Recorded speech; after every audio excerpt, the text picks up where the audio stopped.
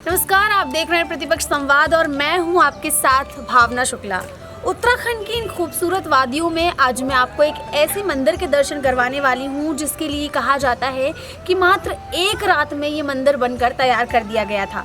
और खासियत इस मंदिर की ये है कि यहाँ पर 18 मंदिरों का समूह है, जिसमें से 2 मंदिरों में ही सिर्फ पूजा होती है। बाकी बचे हुए मंदिर जितने भी हैं वो सारे आज भी खाली पड़े हैं। बताया जाता है कि करीब करीब ये मंदिर जो है वो 1000 वर्षों से भी पुराना मंदिर है। ASI सर्वे के अंदर इसको राष्ट्रीय संरक्षण में रखा गया है, राष्ट्रीय इमारतों में इसका दर्जा दिया गया है। और यहाँ पर कहा जाता है शिव जी का मंदिर है। मैं नाम बता देती हूँ, बैजनाथ धाम के नाम से ये मंदिर पूरे विश्व में विख्यात है। ये है बागेश्वर, उत्तराखंड के बागेश्वर जिले के गरुड़ तहसील में। और यहाँ पर दर्शन करने के लिए दूर दूर से भक्तजनों का जमावड़ा लगता है। शिव जी का मंदिर है तो खासकर सावन के महीने में और महाशिवरात्रि पर यहाँ भक्तों की भारी भीड़ देखने के लिए मिलती है। आप इस साइड देख सकते हैं मेरे बगल में कि गोमती तट पर ये खूबसूरत मंदिर बसाया गया है। पहाड़ियों में है ये मंदिर और बेहद ही खूबसूरत इस मंदिर का नज़ारा है। चलिए मंदिर के अंदर प्रवेश करते हैं। यहाँ पर शिव और शक्ति दोनों विराजमान हैं, दोनों की पूजा की जाती है। और कहा जाता है कि विवाह के पश्चात शिव पार्वती ने यहाँ पर एक दिन बिताई, अपना एक दिन और एक रात यहाँ पर बिताई थी, जिसके चलते इस मंदिर की जो महत्वता है वो और भी ज़्यादा बढ़ जाती है। तो चलिए मंदिर के अंदर चलते हैं और मंदिर के आपको दर्शन करवाते हैं।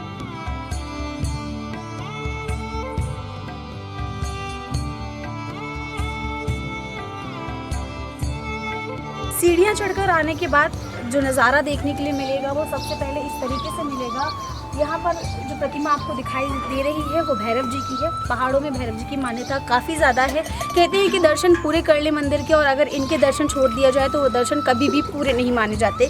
इनको इतनी ज़्यादा जो है भगवान के ज़रिए आशीर्वाद मिला है, तो कभी भी कहीं पर भी दर्शन करने जा रहे हैं, वहाँ भैरव जी की प्रतिमा आपको दिखाई दे रही है तो उनके दर्शन करना बेहद ज़रूरी हो जाता है। तभी आपकी पूरी दर्शन सफल माना जाता है, अन्यथा नहीं।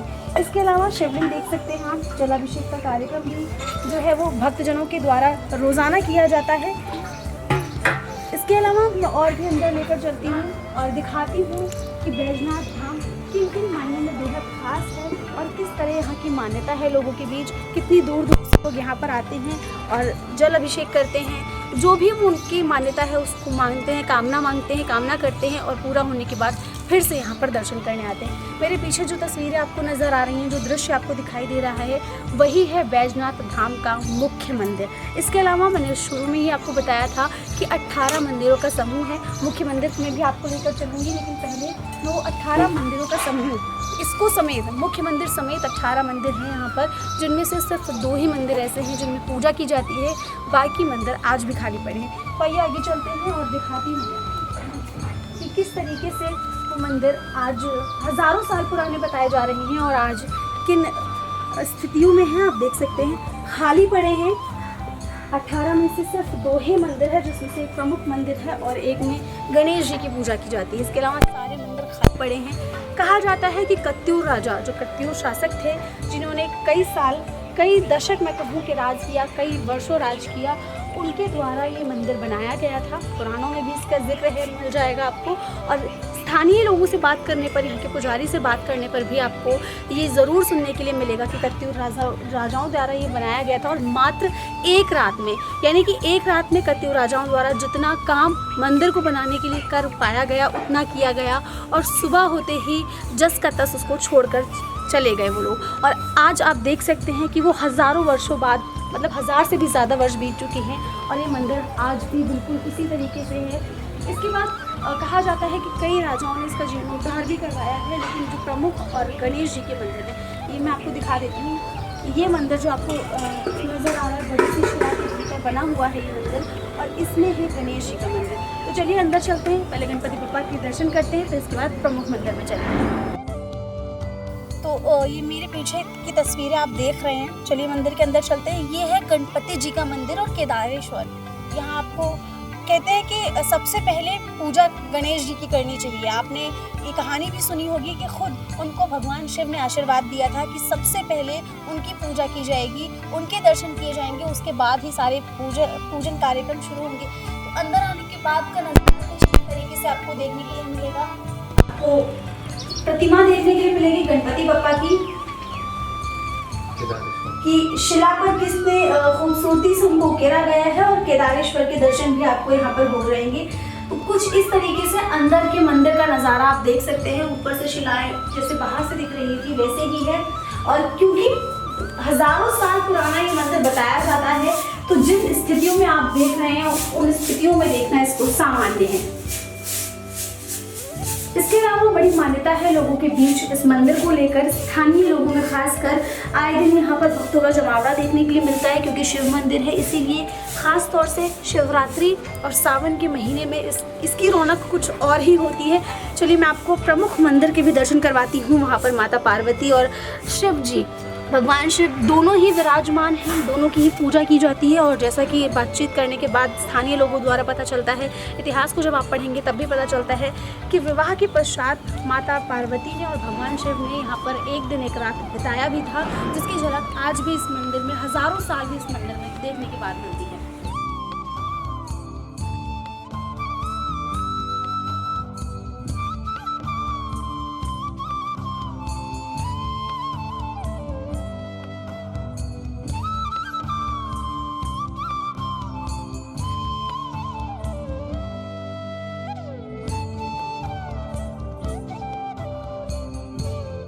तो मेरे पीछे जो तस्वीरें आपको नज़र आ रही हैं, जो दृश्य आपको नज़र आ रहा है, यही है बैजनाथ धाम का प्रमुख मंदिर। सुरक्षा कारणों की वजह से हम अंदर की तस्वीरें आपको नहीं दिखा सकते, क्योंकि नियम के अनुसार चलना पड़ता है, नियमों का उल्लंघन नहीं किया जा सकता।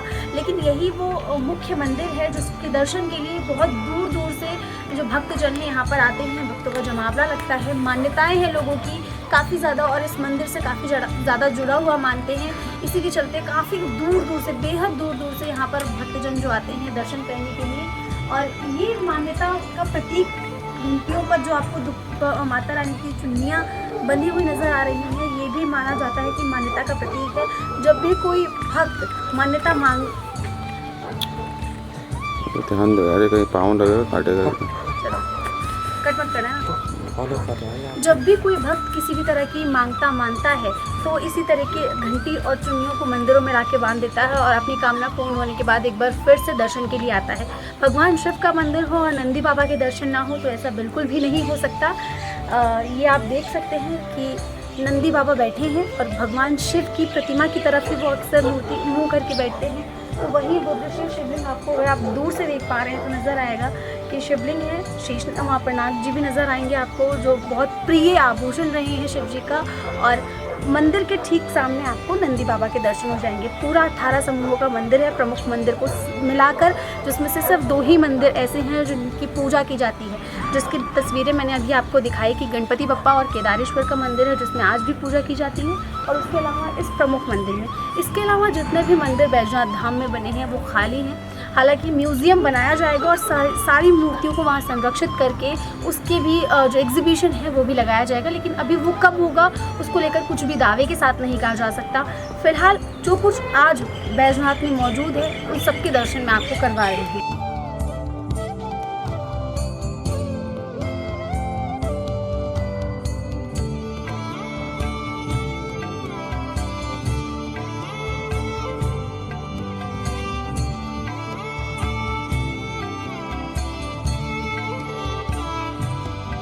मेरे साथ आप फ्रेम में देख सकते हैं कि पुजारी जी मौजूद हैं, जिनसे इस मंदिर से जुड़ी थोड़ी सी जानकारी लेकर मैं आप तक पहुंचाना चाहूँगी। बहुत बहुत स्वागत है पंडित जी आपका हमारे चैनल में। थोड़ी सी जानकारी हमारे दर्शकों को इस मंदिर के बारे में दीजिए। और जैसे कि वो प्रतिमा माता रानी की दिखाई दे रही है, उस प्रतिमा के नीचे की तरफ अगर हम नज़र आते हैं तो काफ़ी सारी छोटी छोटी मूर्तियाँ भी उसमें नज़र आ रही हैं। उसके विशेष महत्व के बारे में भी बताइए। मेन मूर्ति जो है माता पार्वती जी की है, उन्हीं में 26 देवी देवता और बने हैं। उसमें शंकर जी हैं, गणेश जी हैं, लक्ष्मी जी हैं, उनमें शिव और पार्वती जी का शादी का विवरण दिखा रखा है। पूरे भारतवर्ष में एक साथ जोड़ा आपको यही दर्शन होंगे शिव और पार्वती जी के। यहाँ शादी करके एक रात्रि विश्राम किया है। और क्या क्या मान्यताएं हैं, जैसे कि भी हमने पहले भी सुना था, जब भी यहाँ पर दर्शक आते हैं, भक्तजन आते हैं तो कई मान्यताओं के साथ आते हैं। इसके अलावा विवाह वाली बात जो शिव और पार्वती वाली आपने बताई, ये काफ़ी ज़्यादा पुराणों में भी हमें देखने के लिए मिलती है। इसके अलावा 18 मंदिरों का समूह है, लेकिन 2 ही मंदिरों में पूजा की जाती है। उनकी मूर्तियाँ सुरक्षा की दृष्टि से एक जगह संभाल के रखी है ASI ने। तो आप कभी भविष्य में म्यूजियम बनाएंगे पुरातत्व विभाग तो उसमें सब रखी है। बहुत बहुत धन्यवाद। आपने सुना, पंडित जी ने खुद इस बात को बताया कि पूरे विश्व में एकमात्र ऐसा मंदिर है जहाँ पर शिव, और वैसे आपने हर मंदिरों में शिव और पार्वती की मूर्तियाँ देखी होंगी जिनको बड़ी खूबसूरत तरीके से वहाँ पर रखा गया है, वहाँ पर संजोया गया है, जिनके दर्शन आप बड़ी दूर से करने जाते हैं। लेकिन एकमात्र ऐसी मूर्ति यहाँ पर माता पार्वती की देखने के लिए मिलेगी जिसमें 26 देवी देवताएँ भी आपको नज़र आएंगे। इसके अलावा मैंने पहले भी आपको बताया कई बार, आज के वीडियो में मैं आपको बता चुकी हूँ कि बैजनाथ धाम में माता पार्वती और भगवान शिव विवाह के बाद यहाँ पर आए हैं, यहाँ पर उन्होंने अपना वक्त गुजारा है। इसके अलावा गोमती नदी यहाँ का मुख्य आकर्षण का केंद्र बनती है, क्योंकि गोमती नदी के तट पर बैजनाथ धाम बसा हुआ है और खूबसूरती को यहाँ की और भी ज़्यादा बढ़ाता है। 18 मंदिर में से सिर्फ 2 ही प्रमुख मंदिरों में पूजा क्यों होती है, बाकियों की मूर्तियों को कैसे संजो के रखा गया है और आने वाले भविष्य में किस तरीके से उसको प्रदर्शित किया जाएगा, इसकी जानकारी भी आपको पुजारी जी ने दी है। तो आप कभी भी बैजनाथ धाम आएँ तो यहाँ पर ज़रूर दर्शन करें, बहुत सरलता से यहाँ पर दर्शन मिल जाएंगे। भीड़ भी आप देख सकते हैं कि अभी बिल्कुल ना के बराबर है। शिव जी का मंदिर है, मैंने बार बार ये बात बोली है कि सावन महीने में और शिवरात्रि पर खास यहाँ पर रौनक देखने के लिए है। पुजारी जी से बातचीत करने के बाद आपको भी जानकारी मिली होगी कि बाकी तमाम मूर्तियों को संरक्षित करके रखा गया है। कहाँ रखा गया है वो जगह मैं आपको दिखा देती हूँ। मेरे पीछे की तस्वीरें आप देख पा रही हैं, हालांकि दरवाजे बंद है और लॉक लगा हुआ है। इसी दरवाजे के पीछे है तमाम मूर्तियाँ जिनको आने वाले समय में म्यूज़ियम में रखा जाएगा और आपको उसके दर्शन कराए जाएंगे। अगर आप थोड़ा सा अपना दिमाग लगाकर ये देख पा रही हूँ कि केदारनाथ धाम का जो मंदिर का स्ट्रक्चर है वो उससे कुछ मिलता जुलता है। ये मंदिर पंडित जी ने बताया है, आपने भी सुना होगा कि जितनी भी मूर्तियाँ यहाँ पर हैं जिनको संरक्षित करके रखा गया है वो इन्हीं ताले के पीछे हैं। आने वाले समय में यहाँ पर म्यूज़ियम बनेगा और उस म्यूज़ियम में आप बैजनाथ धाम की तमाम मूर्तियों के दर्शन कर पाएंगे। और बाकी मैंने बताया कि इसको कोट भ्रामरी मंदिर के नाम से भी जाना जाता है जो बैजनाथ धाम के अंदर आती है। वैसे कोट भ्रामरी मंदिर भी अलग है जिसका वीडियो भी आप तक पहुँच गया होगा, और ये केदारनाथ धाम के तर्ज पर बना हुआ है जिसकी तस्वीरें लगातार आप देख रहे हैं। आज के इस वीडियो में सिर्फ फिलहाल इतना ही, लेकिन ऐसे तमाम धार्मिक स्थलों के दर्शन के लिए आप बने रहिए प्रतिपक्ष संवाद के साथ।